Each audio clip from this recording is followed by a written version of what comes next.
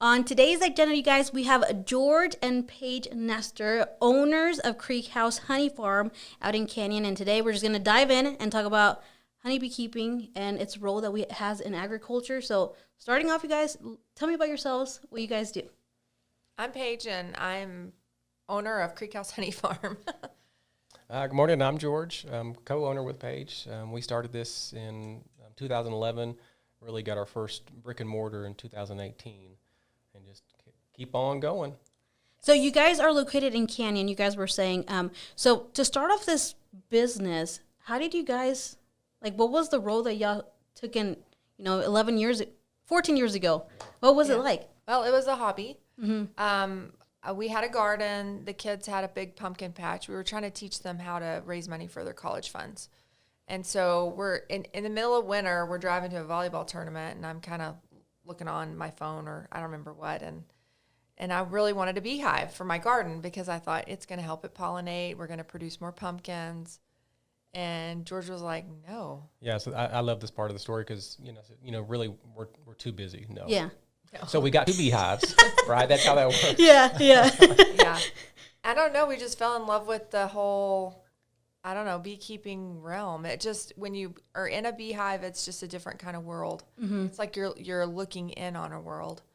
And these beautiful little creatures do so much for us. And the more we started researching and studying their habits and what they, do for our world, the more interest we had. And I think by year 2, we had been keeping a honey list of people that needed raw honey and local honey for allergy purposes or whatever. And the list got out of control. And I was like, okay, friends were telling friends. And I was like, we can't keep a list anymore, George. What are we going to do? So we decided then to kind of maybe move to the business world where we sold our honey, and I wanted to do some skincare with it. I didn't want to sell Burt's Bees or one of the commercialized products. I really wanted to make my own. I was an art teacher, so I think that's where my creativity went. And I just started making products, and my teacher friends would try it, and then they would ask me to make something else. And so that's just how our product line grew. And right now we probably have over 125 different skincare products. Wow. So you guys starting off with 1 and then 2. 2. Yeah. How many would you guys say that y'all have about now? Well, this year we've pared back, but in years past, 75 to 100. But that's small in the beekeeping world. Mm-hmm. A lot of our friends in the beekeeping world have thousands of hives.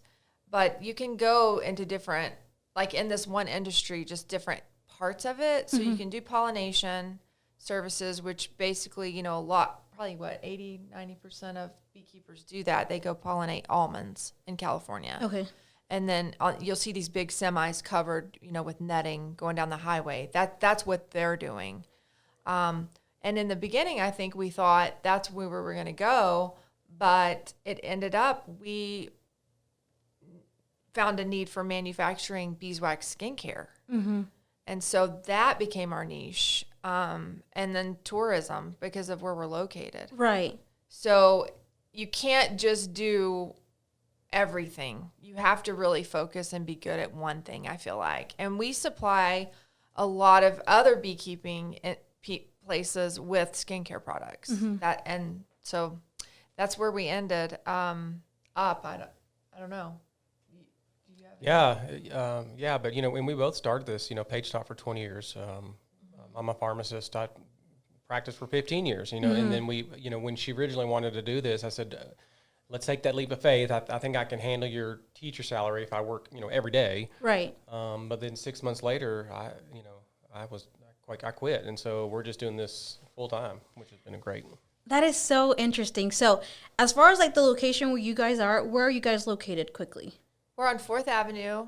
Right. We're still in the city limits of Canyon, but we're on the way out to Palo Duro Canyon right before I-27. So it's right off the canyon. So do you think the grounds that you guys are in right now really help the beekeeping, or do you think that it really doesn't matter when it comes to this? Or what are your thoughts on as far as the land where? I think the land is great for holding hives with no pesticides around. Right. There's not a lot of farming around us. So we can safely say our hives are pretty safe, except for like when they spray for mosquitoes along the highway. So we've kind of had to back them off the highway a little bit. But as far as location goes for flora, for flowers, only in May and June. Yeah.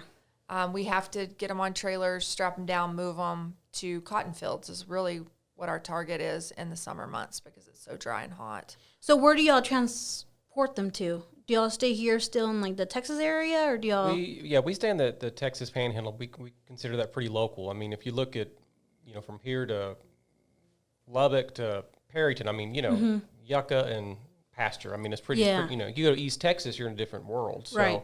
up here, we try to stay in the Panhandle. We go east of here to Collinsworth County. Paige is from Wellington, Texas. So we'll put them on there. And, we're talking, our bees need to be on millions and millions of bloom. So we're going to stick them on a section of cotton. A lot of blossoms to get that nectar.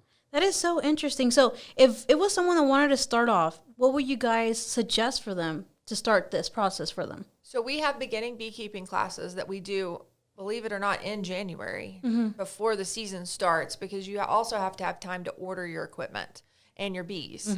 Because as I was saying earlier, a lot of apiaries do different things. So there's specialized apiaries that just sell queen bees. There's some that sell nucleuses or nooks, small beehives. And then there's those that do pollination services. So depending on, what you're looking for the year, like if you're a brand new beekeeper, you're going to want a nucleus probably. And if you don't order, say by February, you're going to be out of luck because there's going to be bigger apiaries that are going to order in those bees before you can get your hands on them. When flowers start coming out in May and we start thinking about bees, it's almost like you've missed the boat. Yeah. So we do our classes early so that we can teach you, how to be a good beekeeper. Not a bee-haver, but a beekeeper. It's work. I mean, it is work. It's a fun hobby. It's fun for kids. It's very educational. Our classes last about 2 to 2.5 hours. Okay. If that tells you how in depth we go with it. Now that's the winter, so we don't take people and go to the beehives or anything because it's too cold. But we do thoroughly go through every little thing that you would need to be a beekeeper. So kind of going into depth, because you mentioned the queen bee. For someone that doesn't know any about this, you need the queen bee to get this going. Yeah. So can you talk a little bit about that? I'll let you talk about it. Yeah, no, I think most people would be surprised that the workforce in a beehive are females. So the honeybees you see foraging are all females. You would never see a male bee, which is a drone, and they don't even have stingers unless you're in their hive. So all the bees you see are females. So 90% probably population are going to be female, and a really healthy hive is going to say 60 to 80,000 bees. So 90% females, that 10% males, and then one queen. And she runs the show. She runs the demeanor. They take care of her, but she is the queen. One queen only. You have two queens, you're going to Game of Thrones, fight to the death, that kind of stuff. But she controls everything. So if you get a hive that gets really aggressive, she's controlling that behavior. And there's ways to handle that, but yeah, she runs the show. It's a woman's world. So pretty much you move her, everything else goes with her. Y'all don't have to. Yeah, she stays on the hive. At first, she may get out to mate, but she's never going to leave that hive unless they swarm. But if she did go out, yeah, they would follow her. So she has a pheromone. They know her smell. Yeah. It's a queen mandibular pheromone. That is so neat. It's like a perfume. Yeah. Bees are all about smell. And like when they're foraging, it's all about sun location. But when they're in the hive, it's totally dark. So think about operating in the dark. But they have these pheromones, and the queen has one, and so the bees will go up and they'll rub against her, and then they'll go and travel throughout the whole hive so that everybody knows that mom's home. Isn't that fun? Yeah. That's crazy. Super interesting. But yeah, if George is right, if another queen were to get in the hive, or let's say that they're all hatching at once, to get a new queen, they're going to fight to the death. So have y'all encountered that before? Yeah. I've tried to pull two queens apart before. And it didn't really It work. isn't easy yet. It's like, Do y'all just eventually put one on one side and one on the other? So or just... there's tricks to, and you can keep your hives right next door to each other. I mean, Okay. they know by sun location where they live. Just like you drive home and you know where you live. The bees do too. It was during a mating. So we were doing splits. So you can take your 60,000 plus hive of bees. You take the old queen out with, I don't know, 20,000 bees, let's say, to start a new hive. Because that's what they do in the spring months. They swarm. Okay. So that is a natural occurrence. I think that the word swarm has become kind of bad in the news media just because it's misinterpreted. So swarm is not a bad word. It's just how they repopulate themselves. Right. And when they're swarming, they've engorged so much honey and nectar that they're kind of a little drunk. They're so full they can't sting. Yeah. So they're in these big globs. That's when you'll see them hanging on a tree or hanging on a trampoline or something like that. So that old queen is usually right in the middle. They push her out, fly with her to an area. It's like a holding area where they send scout bees out to look for their new home. And once the scout bee comes back and they talk to each other, and then they decide, okay, where are we going? And then they all go to that location. They fly away. That is so neat. So you can never, I would say, never be scared of a swarm if you see bees hanging on something. They're in the middle of that transition. And so you don't want to go up and touch them, obviously, but you want to call somebody like us who can come and get that swarm for you. People get stung by hives. Like if you are like mowing your yard and you run the mower up against a tree that maybe has a beehive within the tree, then those bees are going to become super aggressive and mad and protective of their house. So there's a little bit difference in the two. Okay. But when you hear somebody get stung to death or in trouble, it's mostly encountered with an actual hive. And I'm sure it looks, if you get, a couple thousand bees on you, I mean, I'm going to call that, I had a swarm of bees on me, but, that scenario, when you got into their hive or close to it, or like the Africanized really sort of, I think that term really sort of was coined from the Africanized, but, if you're getting stung a lot, that's just a lot of bees. But again, like Paige said, you were at their hive, your risk of getting stung, while they're foraging is almost zero. They just want to get back to their home. It's just like, us. I mean, if we had someone coming into our house, I don't think we would be too happy. I mean, if they told me ahead of time, that's still different. But if they didn't, I would definitely be freaking out a little bit. But I wanted to talk about, you mentioned that they can call you guys to move if they have bees, what's the process like that? Because I know, you see on TV, they bring gas. The smoke? Yes, the smoke. Okay. Yes. So a smoker is there to mask those pheromones. So we talked about the queen pheromone. The when they're attacking you, they also put out an alarm pheromone. Okay. And it smells like bananas. So they're communicating with each other. Hey, we're in trouble. Come help and help me sting this, whatever it is. Whether it be a skunk or a bear or, a human, that's what they're doing in that moment. So the smoke is going to mask that pheromone. So they don't smell it. They kind of calm down. It also makes them think their house is on fire and they're going to engorge as much honey as they can. Okay. And try to leave. And so you're making them do a couple of things. You're throwing them off with, no pheromone, and then also making them think, oh my goodness, we got to pack up and leave, which is kind of cruel in a way, but we're not smoking them for a long period of time. We're only going to do a few puffs, and just kind of keep them calm. And that's where getting the queen bee will come into place. Well, trying to get her first, or no? we can go in, and if we're doing splits, manipulate it that way, or if we're extracting honey, that's when we would also use smoke. Or if if you have bees in the wall of your house and somebody's coming in to get that hive out of your wall, they're going to definitely use smoke to mask the pheromones. And we're a good location to accept those phone calls, and we like to do that. Paige and I we're not doing cutouts anymore like we used to. We're just too busy, but we are involved a pallet or bee club, so we have a lot of beekeeping members in our area. So when those calls come in, because it makes sense, we're the honey farm, So when they call us, then we have a list of people. Hey, Paige and I don't do that anymore, but we're going to direct you where to go.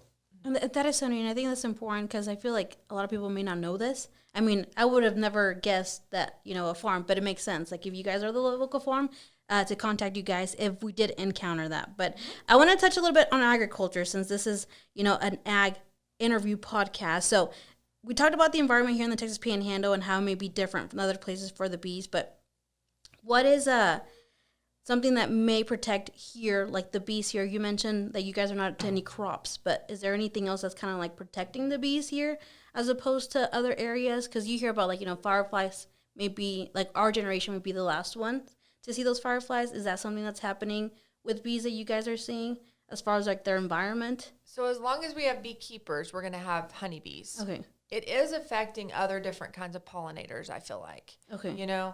So people will call and say, we don't see as many bumblebees around, Yeah. or we have these little carpenter bees or fly bees. There's thousands of different types of bees, but honeybees, as long as we have beekeepers that are taking care of, them, then we'll continue to have them. We do have to be mindful of them, though, and what we're spraying and putting in our yards. They are livestock. I mean, they're out there working for us. They're pollinating our plants. So, we wouldn't have things like almonds, cherries, coffee, squash, pumpkins. I mean, they don't pollinate every single thing like cotton is wind pollinated. It doesn't need honeybees to be on it. But, there are so many other things that rely on honeybees, like cherry blossoms. In China, they're actually using paintbrushes to pollinate their trees because they don't have bees. Wow. So we have to have them to have our crops and our food. And I don't think we quite understood that as Americans until COVID came around. And you walk in a grocery store and you don't have what you went in to get. Same thing with honeybees and other pollinators too. Yeah. So we tell people in the springtime, early spring, if you can leave a patch of dandelions, or those little hen bits or whatever that are coming up in your yard that most people spray, that's the first forage that our honeybees have in the winter. They're collecting the pollen, they're collecting the nectar off of those plants. And then as, we get warmed up, we have more for them to have. But I feel like in America, we're a little bit spray happy because we don't like an aesthetic, and we need to kind of change our mindset on that. Yeah, see, like with us, like just thinking about like our backyard, we're always like, let's kill the weeds, which includes, like the dandelions, the little puff weeds that you may get. But you don't think about like the actual role that this is playing for when spring actually gets here and they're needing it. Yeah, so it's that an is ecosystem. Well, just your mindset. I used to call all those weeds. Now I call those wildflowers, and it makes a difference. You hear wildflower, oh, that's great, but it's what makes a weed and what makes a wildflower. Pretty subjective, but it's helpful. And there's compromise. We tell people, I like my backyard to be nice and green, but maybe leave your alley. A little with some wildflowers, that kind of stuff. So. But I like that. I like using the different terms because it actually is not just all weeds. Yeah, like the ones that have splinters, maybe, those are a little bit more weeds. But like the wildflowers that are actually blooming, those are definitely, stuff that we should probably be keeping for them. Now, what are the primary causes of the current decline that you guys would say, besides, people messing with like their ecosystem or their habitat and stuff like that? You guys have seen? This is a combination of probably several things. In 1987, there was a mite called the Varroa destructor mite. And this mite, when it came to the United States, every feral or unmanaged colony of bees died. And so now this mite is still there. We do have some chemical treatments, but now the mite is sort of getting resistant to some of those treatments. So you have the Varroa mite, which sort of attaches to the bee and sucks their fat. And then it passes viruses. So the mite actually doesn't kill the bee, but the viruses it passes. So there's a deformed wing virus. So a lot of things that inhibit the bee from working and end up dying. So you have the Varroa mite. You have, of course, pesticide use and that kind of stuff. You have a lot of crop monoculture. Now, if all you have is corn and that's it, the bees may get some pollen off that. It's just like us. If I ate steak every day, at some point I'm going to be deficient and some other minerals and amino acids. Same with the bees. So the crop monoculture, the pesticides, the Varroa, it's a lot. And they would be extinct, but every beekeeper in the spring, again, takes these big hives and splits them down. So there's going to be an average of, it's horrible, 50 to 60% of our bees will not make it over the winter. So we split our big hives that survive to get those numbers back. Every beekeeper does that. And if we didn't, they would be extinct. See those numbers, and I mean, you don't think about it because they're small animals, but in reality, I mean, that's a huge punch into their cycle and everything. But I mean, what will you guys suggest people to know about like all this that may be helping them? Again, like for me, that doesn't do any honey keeping? You know, you mentioned like maybe don't spray the alley, but is there anything else that you guys may suggest for local people? I mean, I think that's the biggest part of it. And then, you know, we pride ourselves in educating our youth because I was a teacher. So we have field trips that come to the farm constantly, and we want to educate kids on the importance of not just honeybees, but all kinds of pollinators. And I think if we just change our mindset a little bit as Americans, you know, it's hard to, because I feel like sometimes we're kind of this throwaway society, you know, we're not thinking about like the landfill. Where's our trash going, for instance, you know, Mother Earth and how we can protect it. But I think just a mindset, just a little change, like George said, and shifting, you know, keeping that alley full of dandelions and henbit, or, you know, what you would normally call weeds and call them wildflowers. And just that little bit of change. Also understanding that supporting locally, like your local beekeeper, real raw honey in the grocery store is adulterated. It's not real. And so understanding that the processes that, you know, we have to work really hard to get for you, you know, if we can just be supported in that helps every kind of situation. It's going to help the education of our youth. It's going to help our bees. It's going to help the whole process.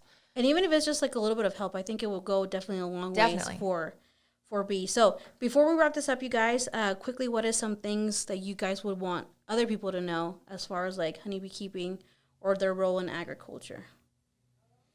Well, it's, you know, we love it, and hopefully it'll grab you like it's grabbed us. Again, Paige mentioned that you get in a beehive, and it's almost like all my concerns of the day go away. You're in their environment now.